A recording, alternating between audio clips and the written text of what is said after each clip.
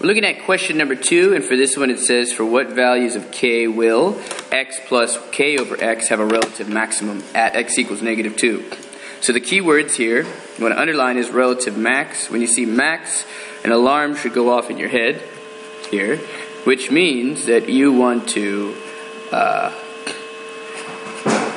take the derivative. Oh, you can't see my cool picture. Take the derivative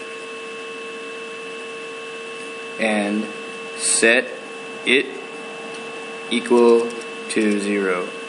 Okay? So that's what we're going to do here. So because it says max or min are like extreme values, that's what you would do. So you want to take the derivative and set it equal to 0. The derivative of what? Of this thing here, right? And we're going to do that. So we're going to say, okay, so I'm going to have to take the derivative of this here. Okay. Now the problem with this is we have to simplify.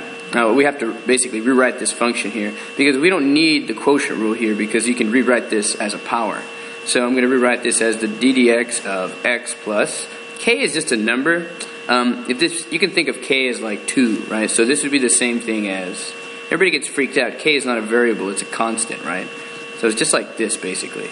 So you think of this as just a number. So this is going to be k times x to the -1 power, because when you put the 1 on the top, you switch the exponent to negative, right? Anyways, well, this was not the problem. So now we're going to differentiate with respect to x. So ddx of x is 1 plus the derivative of this is the power rule. So -1 times k is -k. X to the -1 minus 1 is going to be -2. I'm going to rewrite this now. So I get here 1, this is plus minus is minus kx to the -2. This gives me 1 minus k over x squared, rewriting. And if you remember, the maximum means what?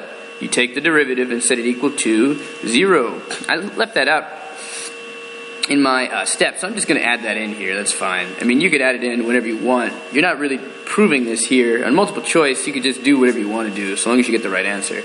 And then it says the important piece here is when x is -2. In the multiple choice, they're not going to give you anything that you're not going to use here. So you know you're going to plug in x is -2, and then we just solve for k.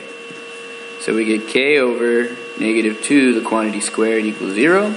And you get 1 minus k over 4 is 0. We're going to minus 1. Alright, that's cool. So what we get is going to be -k over 4 equals -1.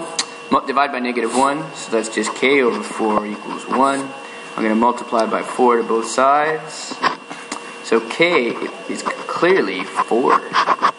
And that is choice D.